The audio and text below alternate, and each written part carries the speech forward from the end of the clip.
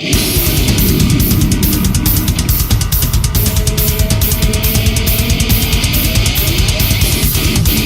and welcome back to the Lock Around the Clock for Week 10. Yes, we've hit double digits, and we are looking to go forward with a very strong week here. But before we get to that, let's talk about our good friends and sponsors at LouDogs.com. Go to LouDogs.com today and find out why they're the hottest handicapping site on the web today. Go there and find out about their free rolls and free bets. It's pretty cool stuff. LouDogs.com. Now, on to the games today, and we've got three obvious games for you. The Lock Around the Clock always includes a 1, a 4, and an 8 o'clock lock of some sort. Today, let's start it with the 1 o'clock lock. The 1 o'clock lock, we have the Giants going into Cincinnati, yes, on the road, giving 3.5 points. Love the Giants. They are 3-1 on the road, and Cincinnati is just honestly horrible. The Giants, after each loss that they've had this year, have come out and put up 41 points on the next victim, and I can't see that not happening here, as Cincinnati has really failed to prove that they can do anything defensively, and offensively they've been pretty much abysmal the last couple of weeks. Not only that, they have lost 4 games to top defenses. The Ravens in week 1, which at that point they had a full defense, the Dolphins, the Steelers, and then the Broncos. All teams that are very tough defensively minded teams, and the Giants here are no different. And as I always say, I'd rather take the Giants on the road giving points than having them at home giving points. It's just for some reason they seem more comfortable on the road. Eli takes command of the stadium, and I believe the Giants here are going to get things on track, and they probably will hang another 41 plus on the Bengals. Take the Giants and lay the 3.5.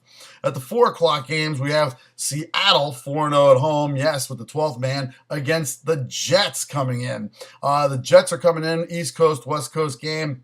I usually don't put a lot of credence into that, but it does affect people in the second half, or teams in the second half usually, especially in Seattle, especially where you have the 12th man and a very tough stadium to play in. You never know what the weather conditions are going to be.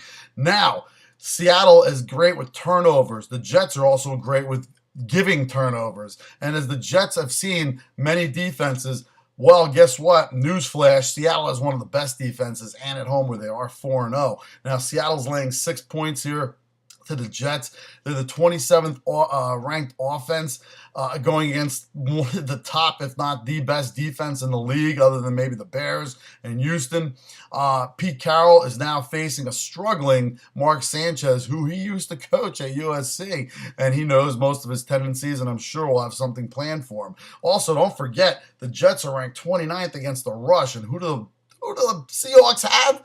Marshawn Lynch. You're going to see Skittles all over the field with them being able to run against this Jet team with no problem whatsoever. And Russell Wilson, who boasts 120% passer rating at home, highest in the league, look for him to get on track, and he doesn't even have to worry about getting on track. Marshawn Lynch will dictate the speed of this game, and then you'll see that open up, and that defense of the Jets, which really isn't there to begin with, you'll see them get lit up by Russell Wilson.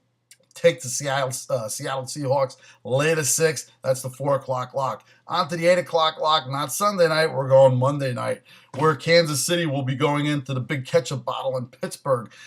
Pittsburgh with a very big come-from-behind win last week against the Giants on the road. Looked very good defensively as well, as they sparked and were able to come back. Dwyer and Redmond looked phenomenal on the ground.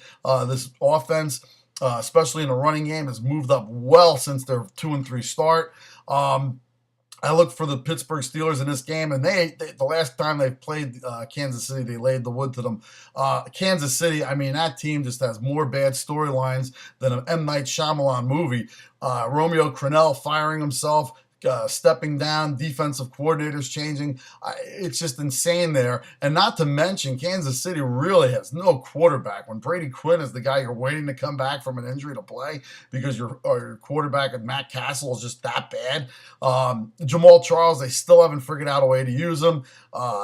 Everybody on this team, I mean, Bo, very, very overrated team. Defensively, they're horrible. They haven't had a lead in the game, and probably, I think, over 7 or 8 games, they have not held the lead at any point in a game, which is pretty pathetic. Look for Pittsburgh at home to just light these guys up. Look for like a 42-10 blowout here, and take the Steelers. That's my 8 o'clock lock. Until next week, after we go 3-0 this week, take it to the book, take it to the bank, and as always, you take it easy.